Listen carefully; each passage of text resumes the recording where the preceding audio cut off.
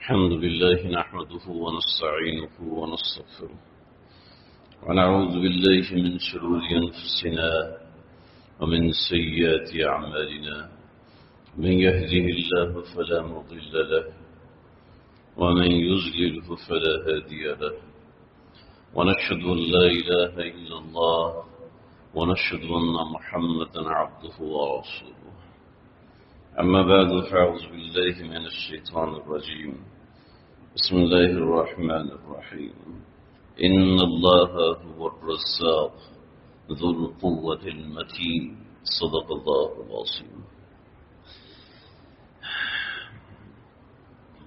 دنیا بڑے دھوکے کا گھر ہے.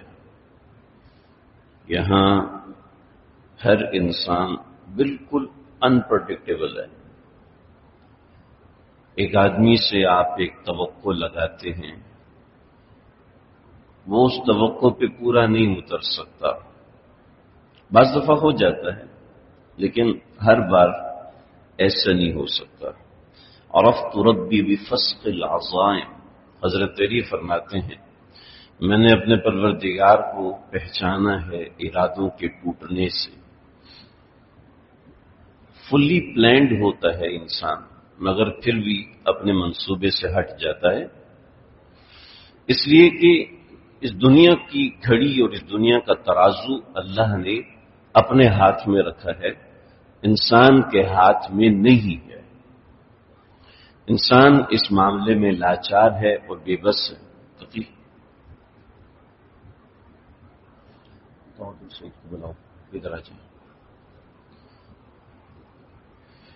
اس لیے کہ انسان کی زندگی بالکل انپریڈکٹیبل ہے. کوئی انسان کو آپ 100% پریڈکٹ نہیں کر سکتے کہ یہ بہت اچھا ہے اور یہ بہت برا ہے.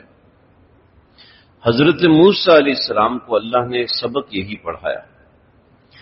اسلام اور کفر میں اصل فرق نماز کا نہیں ہے. گویا کہ حدیث میں آتا ہے کہ مسلمان اور کافر کا فرق نماز کا فرق ہے، مگر نماز جو فرق پیدا کرنا چاہتی ہے اصل وہ فرق ہے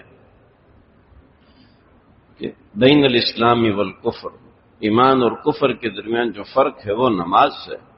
لیکن اصل میں نماز، حالانکہ منافق بھی نماز پڑھتے ہیں لیکن اس کے باوجود وہ کافر ہیں.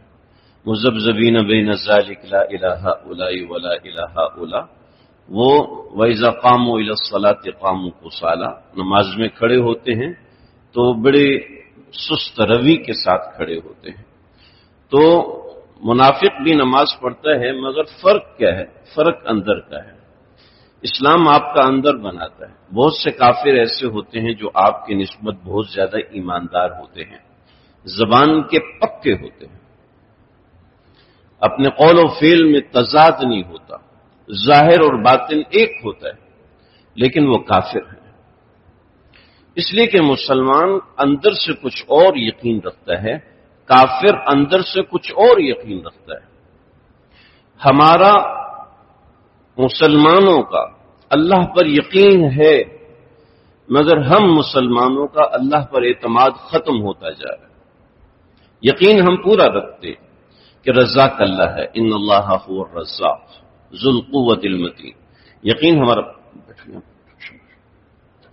لیکن اعتماد اللہ پہ نہیں کرتے. اعتماد اپنے ہاتھ پہ کرتے ہیں، نوکری پہ کرتے ہیں، پیسے پہ کرتے ہیں، باس پہ کرتے ہیں، ابا پہ کرتے ہیں، امی پہ کرتے ہیں.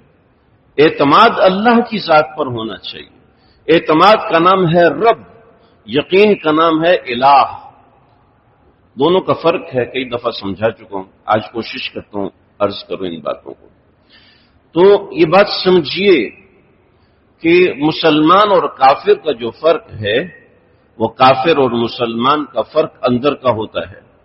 حضرت موسیٰ علیہ السلام کی پہلی تربیت ہے فوقظ موسیٰ فقضى علیہ، مکہ مارا مر گیا، وہاں سے بھاگے ہیں، بھاگ کے مصر پہنچے ہیں، مصر سے بھاگے ہیں، وہاں سے پہنچے حضرت شعیب علیہ السلام کے پاس.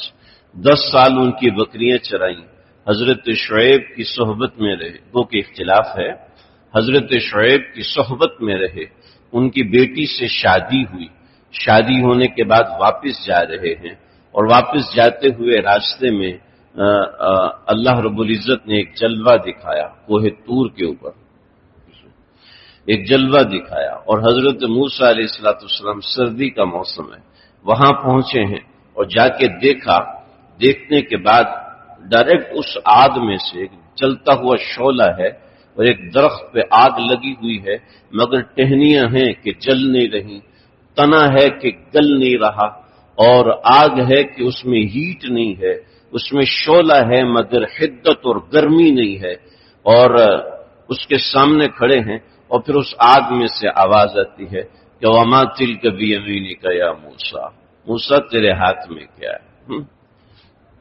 انی انا ربک فاخلع علیک انک بالواد المقدس طویٰ، اے موسیٰ تم وادی طویٰ میں ہو، مبارک ترین وادی میں ہو، اور فاخلع علیک لہذا اپنے جوتے اتار دیجئے۔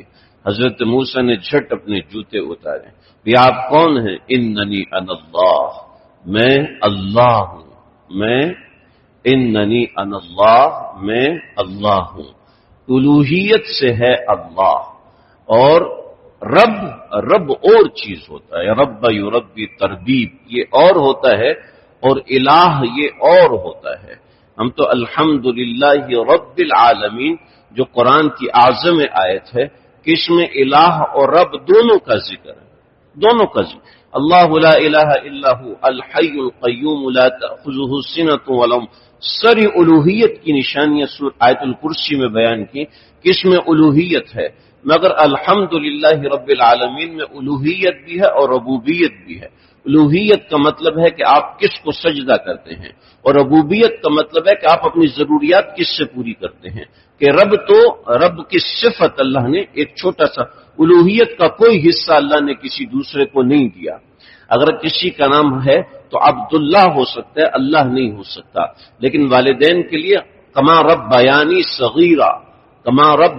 صغیرہ اللہ نے کلمات بیان فرمائے ہیں کہ رب ارحمہما کما ربیانی صغیرہ، جیسے انہوں نے مجھے تربیت کیا ہے، میری ضرورتوں کو پورا کیا ہے۔ تو جس کے سامنے جھکتے ہیں اس کو کہتے ہیں الہ، اللہ، اور جس سے ضرورتیں پوری کرواتے ہیں اس کو کہتے ہیں رب۔ تو الوہ یعنی الوہیت کے قابل بھی صرف اللہ ہے، اور ضروریات پوری کرنے والا بھی صرف اللہ ہے۔ ڈاکٹر دوائی دے سکتا ہے، شفا نہیں دے سکتا، شفا اللہ کے ہاتھ میں ہے۔ دکاندار ضرورت پوری کر سکتا ہے مگر ضرورت کی چیز فراہم کر سکتا ہے، ضرورت آپ کی اللہ پوری کرے گا۔ دکاندار آپ کو ٹھنڈا پانی پلا سکتا ہے مگر پیاس آپ کی اللہ نے بجھانی ہے۔ ڈاکٹر آپ کو دوائی دے سکتا ہے، شفا آپ کے اندر اللہ نے القاء کرنی ہے۔ تو وہ رب ہوتا ہے جو ان ضروریات کو پورا کرتا ہے، وہ رب ہوتا ہے جو ان ضروریات کا حامل ہوتا ہے۔ ہمیں ربوبیت کے لیے بھی اللہ کے سامنے جھکنا ہے، الوہیت کے لیے بھی اللہ کے سامنے جھکنا ہے، اس کے اندر اللہ کے سوا کوئی نہیں۔ چنانچہ اللہ نے یہاں الہ کہہ کے اپنی ربوبیت بھی ثابت فرمائی ہے کہ اننی انا اللہ لا الہ الا انا فاعبدنی واقم الصلاۃ لذکری ان الساعۃ آتیۃ اکاد اخفیھا لتجزی کل نفس بما تسعی فلا یصدنک عنہا من لا تسمع بها۔ یہ اللہ رب العزت نے حضرت موسیٰ سے سارا کلام فرمایا، پھر اس کے بعد نشانی بتائی، اور نشانی ہم سب کو دکھائی۔ وما تلک بیمینک یا موسیٰ، موسیٰ تیرے ہاتھ میں کیا ہے؟ میں نے اپنے استادوں سے پوچھا کہ حضرت موسیٰ کو کیسے یقین آ گیا کہ یہ میرا اللہ ہے، کہ اندر سے کوئی آواز آ رہی ہے؟ تو حضرت موسیٰ سمجھدار آدمی تھے، ان کو بات سنتے ہی یقین آ گیا کہ یہ خدا ہی بات کر رہا ہے، اور وہ کوئی بچے نہیں تھے، سمجھدار تھے، 10 برس ایک پیغمبر کی صحبت میں رہے۔ تمہارے استاد جی نے بڑی زبردست بات فرمایا کہ ہم سنتے ہیں کانوں کے ساتھ، کانوں کے ذریعے سے سنتے ہیں۔ اللہ رب العزت نے حضرت موسیٰ کے ہاتھوں کو بھی کان بنا دیا تھا۔ حضرت موسیٰ پورے جسم سے سن رہے تھے، صرف کان سے نہیں سن رہے تھے، جس سے ان کو یقین آ گیا، سمجھ آ گیا کہ یہ میرا خدا ہے، اس کے علاوہ کوئی دوسرا نہیں ہو سکتا، کہ درخت کی چنگاری بھی بتا رہی تھی، درخت کا جلنا بھی بتا رہا تھا کہ یہ خدا ہے، یہ موسیٰ کا الہ ہے، اس کے علاوہ کوئی بھی نہیں ہے۔ دوسرا حضرت موسیٰ علیہ السلام بڑی بہترین نسل میں سے تھے. حضرت یعقوب کے 12 بیٹے تھے، ایک بیٹے حضرت یوسف تھے. حضرت یوسف کی نسل چلی مگر اس میں پیغمبر نہیں آئے. ایک دوسرے بیٹے تھے، ان کی نسل میں پیغمبر آئے. ان کی نسل میں حضرت موسیٰ علیہ السلام پہلے پیغمبر بنے، حضرت ہارون علیہ السلام اس کے بعد پیغمبر بنے. تو پیغمبروں کی کہانیاں تو جانتے تھے حضرت موسیٰ، اور خدا اور الوہیت کو پہچانتے تھے حضرت موسیٰ، اور وہ جانتے تھے کہ فرعون نے کیسے ظلم کیے ہیں. وہ سب باتیں ان کو معلوم تھی، اور یہ بھی جانتے تھے کہ میں بنو اسرائیل میں سے ہوں، اور بنو اسرائیل کو اگر سزا دی جاتی ہے تو کیوں سزا دی جاتی ہے. خیر برحال یہ تو اپنی جگہ پر ایک بات ہے. حضرت موسیٰ علیہ السلام کو وما تلک بیمینک یا موسیٰ، کہنے لگے ہی عصائے یا رسول، یا اے اللہ یہ ایک عصا ہے، اتوکل علیہا، چونکہ اللہ سے بات ہو رہی ہے، اور ظاہری بات ہے اللہ سے بات ہونا اور ایسے صادق الوعد اور سچے آدمی کی بات ہونا یہ بڑی خاص بات تھی. تو ان سے رہا نہیں گیا کہ چھوٹا سا جواب دوں، بلکہ جب محبوب سے بات ہوتی ہے تو بات لمبی چلتی ہے. تو قال ہی عصائے اتوکل علیہ، ایک لگا. تو وہ عصا ایسا تھا جیسے وائی کی شیپ ہے نا، اس طرح کا عصا تھا اور نیچے ڈنڈا تھا. حضرت موسیٰ علیہ السلام اس میں بغل لگا کے آرام کرتے تھے. اتوکل علیہا واہش بہا علی غنمی، اور میں اس کے ذریعے سے اپنے جانوروں کو چراتا ہوں. ڈنڈا لمبا تھا تو ظاہری بات ہے جب آدمی ایسے کرتے تو بکری تو نکل جاتی ہے، بکری نکل جاتی ہے. جن لوگوں نے بکری چرائی ہوئی ہے وہ جانتے ہیں کہ بکری، اگر گائے کو آپ یوں کرو تو وہ دور سے بھاگ جاتی ہے، اونٹ کو آپ یوں کرو تو دور سے بھاگ جاتی ہے، بکری کو یوں کرو تو بغل کے نیچے سے نکل جاتی ہے. تو بکری ایسی شرارتی ہے اور بازو کے اوپر سے نکل جاتی ہے. تو اتوکل علیہا واہش بہا علی غنمی، پھر ولی فیہا، پھر لگا کہ میں لمبی بات کر گیا تو اللہ ناراض نہ ہو جائے. تو ولی فیہا مآرب اخری، اور بہت سے کام پکا کیا حضرت موسیٰ کو. تیرے ہاتھ میں کیا ہے؟ عصا ہے. کتنے سالوں سے ہے؟ 10 سال سے ہے. 10 سال سے عصا میرے ہاتھ میں ہے اور میں اس سے یہ کام لیتا ہوں. اس عصا سے تعلق بڑا پرانا ہے. تو ولی فیہا قال القھا، کا اس کو ڈالیں. حضرت موسیٰ نے عصا ڈالا تو فاذا ہی حیۃ تسعی، تو وہ جو عصا تھا اچانک سے سانپ بن گیا. سانپ میں بڑی خصوصیت ہوتی ہے، جو لمبا سانپ ہوتا ہے نا وہ زیادہ تیز نہیں بھاگ سکتا، اور جو لمبا سانپ ہوتا ہے وہ زیادہ زہریلا نہیں ہوتا.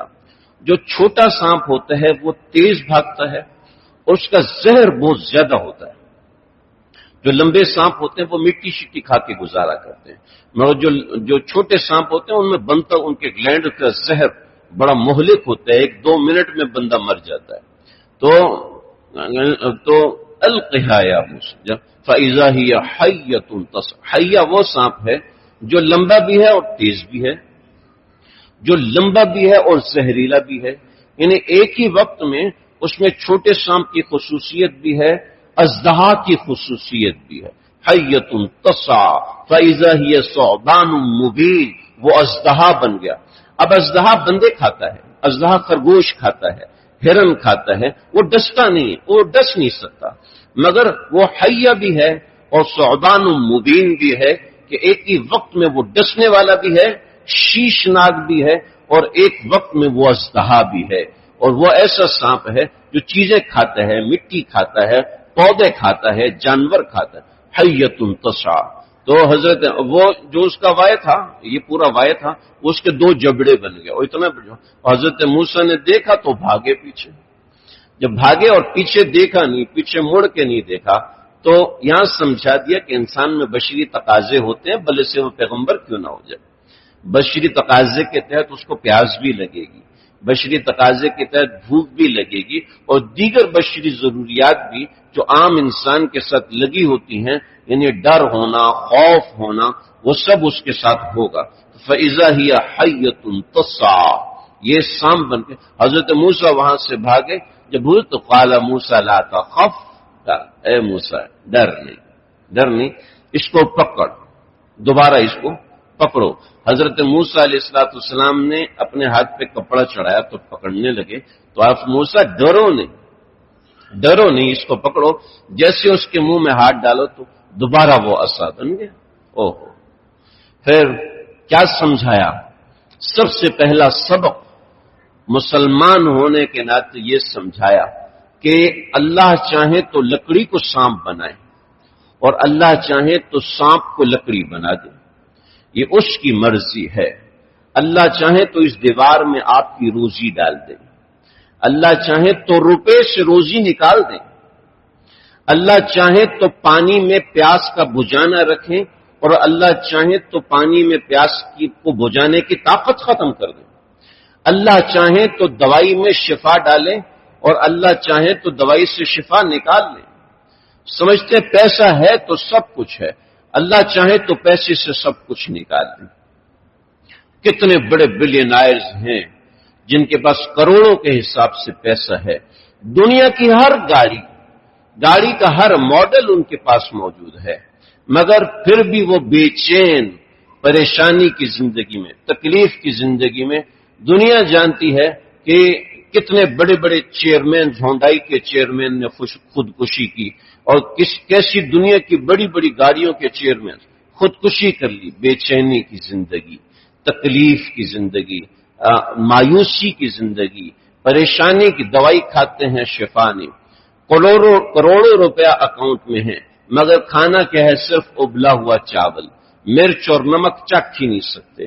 جیسے یہاں سے نمک خون کے اندر گیا، جسم پر پھوڑے پھنسیاں نکلنا شروع ہو گئیں، لیٹنا ناممکن ہو گیا، بیٹھنا ناممکن ہو گیا، کھڑا ہونا ناممکن ہو گیا، کہ پاؤں کے نیچے سوزش ہے، جلن ہے، کہ اللہ نے سکون چھینا ہے، اللہ نے بیماری ڈالی ہے۔ ضروری نہیں ہے کہ یہ عذاب ہو، لیکن اتنا سمجھانا مقصود ہے کہ یاد رکھیے کہ روزی، رزق، دعاؤں کی قبولیت، حالات کا پلٹنا بدلنا صرف اللہ کے ہاتھ میں ہے، صرف اللہ کے ہاتھ میں ہے۔ اب جو یقین کرتا ہے کرے۔ اللہ رب العزت نے حدیث قدسی انا عند الظن عبدی بی، میرا بندہ میرے بارے میں جو سوچتا ہے میں ویسا کر دیتا ہوں۔ اگر یہ سوچے گا، اور حدیث میں آتا ہے نبی علیہ الصلوۃ والسلام نے فرمایا کہ اللہ رب العزت کے پاس جب بھی تم جاؤ تو اچھے گمان کے ساتھ جانا۔ اچھے گمان کے ساتھ کیا مطلب ہے؟ یعنی اللہ کے بارے میں اچھا سوچو کہ میرا اللہ میرے ساتھ اچھا کرے گا، میرا اللہ مجھے تنہا نہیں چھوڑے گا، میرے اللہ نے مجھے مال دیا ہے، اللہ جی اس مال میں برکت بھی دیجیے، میرے اللہ نے مجھے علم دیا ہے، اللہ اس علم میں برکت دیجیے، اللہ نے مجھے عمر دی ہے، اللہ اس عمر میں صحت ڈالیے، میرے اللہ نے مجھے اولاد دی ہے، اللہ اس اولاد میں فرما برداری اور برکت دیجیے۔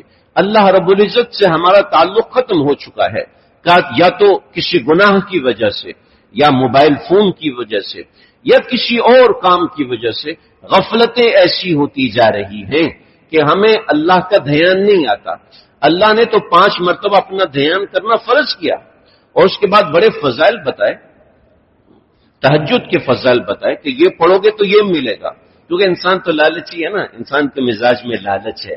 چوکیدار کو رکھتے ہیں آپ، تو چوکیدار کو کہتے ہیں بھئی رات میں اندھیرا ہوگا، تمہیں چوکیداری کرنی پڑے گی، کوئی کچھ بھی ہو سکتا ہے، اس علاقے میں چوریاں بہت زیادہ ہوتی ہیں، چوکیدار کہے گا مارو گولی چوری کو، یہ بتاؤ پیسے کتنے دو گے، کہ انسان انسینٹیو کے پیچھے بھاگتا ہے۔ اللہ نے انسینٹیو ہمارے لیے رکھے ہیں کہ یہ انسینٹیو ہے، یہ تنخواہ ہے، تہجد پڑھو گے تو یہ ملے گا، اشراق پڑھو گے تو پورے دن کے کاموں کی ذمہ داری میں لے لوں گا، چاشت پڑھو گے تو یہ کر دوں گا، وہ کر، تمہاری مشکلیں آسان کر دوں گا۔ انسینٹیو اللہ نے ہمیں دیا ہے، مگر ہم پھر بھی اس انسینٹیو کی بجائے ایک ظاہری انسینٹیو کے پیچھے بھاگ رہے ہیں، ظاہری پیسے اور مال کے پیچھے بھاگتے ہوئے زندگی لگا رہے ہیں۔ ایسا نہیں ہے۔ مومن کا یقین اللہ کی ذات پہ ہونا چاہیے۔ جب مومن اللہ کی ذات پہ یقین رکھتا ہے تو بڑی اس کی زندگی میں برکتیں آ رہی۔ یہ گرو نانک جو تھا یہ بڑا توحید پرست تھا، 22 سالہ درس نظامی اس گرو نانک نے پڑھا تھا، 22 سال اس نے مدرسہ پڑھا تھا، اور ایسے علم سیکھا تھا قرآن و حدیث، اور بڑا فکر مند رہتا تھا کہ میں کسی طرح، ہندو زیادہ ہیں، مسلمان کم ہیں، تو کسی طرح ان کو دین کے اندر لے کر آؤں اور ان کو اللہ کے قریب کروں۔ آج اب کسی سکھ کے پاس بیٹھیں، اس سے کہے توحید کو بتاؤ تو تو وہ آپ کو ایسی توحید بتائے گا، آپ کہیں گے واہ واہ سبحان اللہ، ہمارے کسی مولوی نے ہمیں کبھی ایسی توحید نہیں بتائی جیسی آپ مجھے بتا رہے کہ گرو نانک نے گرنتھ کے اندر توحید کے وہ اسباق لکھے، قرآن سے نکلے ہوئے اسباق لکھے، لیکن ہم قرآن تو پڑھتے نہیں، اور جو قرآن جو پڑھاتے ہیں ان کے پاس بیٹھتے نہیں، کہتے بدبو آتی ہے، ٹائم ویسٹ ہوتا ہے، ہمیں کیا بیٹھنا ہے، مولوی لٹریٹ ہوتا ہے، ان کو آتا ہی نہیں ہے کچھ، ان کو پتہ ہی نہیں ہے کچھ، ہمیں ان سے زیادہ پتہ ہے، تو ظاہری بات ہے پھر جب ہم قرآن سمجھے گی نہیں۔ میرے پاس آئے کچھ دنوں پہلے ایک صاحب آئے، مفتی صاحب آپ سے ایک بات کرنی ہے، ناراض نہیں ہونا آپ۔ میں نے کہا آپ بتائیے۔ نہیں آپ ناراض ہو جائیں گے۔ میں نے کیوں ناراض ہوگا بھائی، آپ بتائیے تو صحیح، آپ ہمارے بڑے ہیں، بزرگ ہیں، وہ سب آپ نا ایک مسائل کی نشست کریں، اس میں یہ مسئلے بتائیں۔ تو میں نے عرض کیا بزرگوں میری ریکارڈنگ موجود ہے، اسی مسجد میں 3 مرتبہ یہ نشست کر چکا ہوں۔ مسئلہ یہ ہے کہ آپ بیٹھتے نہیں ہیں، آپ آتے نہیں ہیں، اب آپ بیٹھتے ہیں، آپ کہتے ہیں وہ جمعے کے آخری 5 منٹ میں آپ بتائیں۔ میں نے کہا وہ بھی میں کوشش کر لوں گا، لیکن مسئلہ ہے کہ جب آپ دین سیکھیں گے نہیں تو آپ کو پتہ کیسے چلے گا۔ تو گرو نانک نے جو گرنتھ لکھی اس میں 5 صورتیں شامل کی، 5 صورتوں کو گرنتھ کی زبان میں سورہ واقعہ اس میں شامل کیا، سورہ بقرہ اس میں شامل کیا، سورہ تغابن اس میں شامل کی ہے، اس میں جو دلائل توحید ہیں وہ اس نے گرنتھ میں شامل کیے۔ تو وہ توحید میں اتنا پکا پھر صوفیت کی طرف مائل ہوا، اور صوفیت کی طرف مائل ہو کر اس نے اپنا ایک نیا مذہب بنا لیا کہ ہندوؤں کو ہندو مت سے تو نکال دیا مگر اسلام میں داخل کر نہیں سکا۔ وہ کہنے لگا جی جیسے ہندو بال نہیں کاٹتے، زائد بال تمہیں بھی نہیں کاٹوں گا، کیونکہ اسلام میں فرض تو ہے نہیں، واجب ہے، واجب کا کوئی مسئلہ نہیں، فرض نہیں چھوڑنے میں نے، لہذا اس نے توحید کے اوپر تو لوگوں کو لے کر آیا مگر اسلام میں داخل نہیں کر سکا کہ اسلام تو وہ ہے جو کہ اللہ کے نبی سے اور صحابہ سے نکلا ہے۔ ہم یہ سمجھتے اسلام تو وہ ہے جو قرآن کے ترجمے سے مجھے سمجھ میں آئے، بس جو قرآن کے ترجمے سے مجھے سمجھ میں آئے۔ بھئی آپ کو کیا سمجھ میں آئے؟ ایک صاحب آئے کہنے لگے مفتی صاحب حدیث میں لکھا، میں نہیں، شیخ الاسلام مفتی تقی عثمانی سے، مفتی صاحب حدیث میں لکھا ہے کہ جب آپ کو قضاء حاجت ہو یعنی گیس پاس ہو تو جب تک بدبو نہ آئے یا آواز نہ آئے تمہارا وضو برقرار ہے۔ آپ کیسے کہہ سکتے ہیں وضو ٹوٹ گیا؟ یہ حدیث میں آیا، میں تو 10 سال سے آواز نہیں آتی، بدبو نہیں آتی تو میں وضو نہیں کرتا۔ سبحان اللہ، اللہ کے نبی نے اس صحابی کو بتایا تھا جو وہم کا مریض تھا، اس صحابی کو بتایا جو وہم کا مریض، بخاری کی شرح میں لکھا، بخاری کی حدیث میں نہیں لکھا ہوا، شرح میں لکھا ہوا ہے، کیونکہ صحابہ نے بتایا، وہ جو صحابہ نے بتایا وہ ضروری نہیں کہ حدیث ہو، چنانچہ امام بخاری نے اس کو نہیں لکھا، اور امام بخاری نے تو اقوال نبی کو جمع کیا، افعال نبی کو جمع کیا، اور اقوال صحابہ اور افعال صحابہ کو تو دیگر جگہوں پہ جمع کیا، مگر ان کو کیا پتا تھا کہ آج آگے کے زمانے میں وہ لوگ آئیں گے جو بخاری کے ترجمے پڑھ کے خود ہی سے مسئلے نکالیں گے، جن کی ایجوکیشن شروع ہوتی ہے MBA سے، نہ وہ میٹرک پڑھیں گے، نہ وہ مڈل پاس ہوں گے، نہ فرسٹ ایئر نہ سیکنڈ ایئر، ڈائریکٹ وہ MBA میں اور PhD میں ایڈمیشن لیں گے، تو ظاہری بات ہے کیا بیڑا غرق کریں گے ڈاکٹری کا، کس طرح کے ڈاکٹر بنیں گے آپ کو، پھر جو ڈاکٹر ہیں ان کو استعفے کے طور پہ اپنی ڈگری واپس جمع کرانی پڑے گی۔ رنجیت سنگھ جو تھا وہ گرو نانک کا بڑا یعنی پرستار تھا، تو رنجیت سنگھ نے پورے ہندوستان میں لگایا کہ جس نے گائے ذبح کی تو اس کے خاندان کے اتنے بندے گائے کے مقابلے میں ذبح کیے جائیں گے۔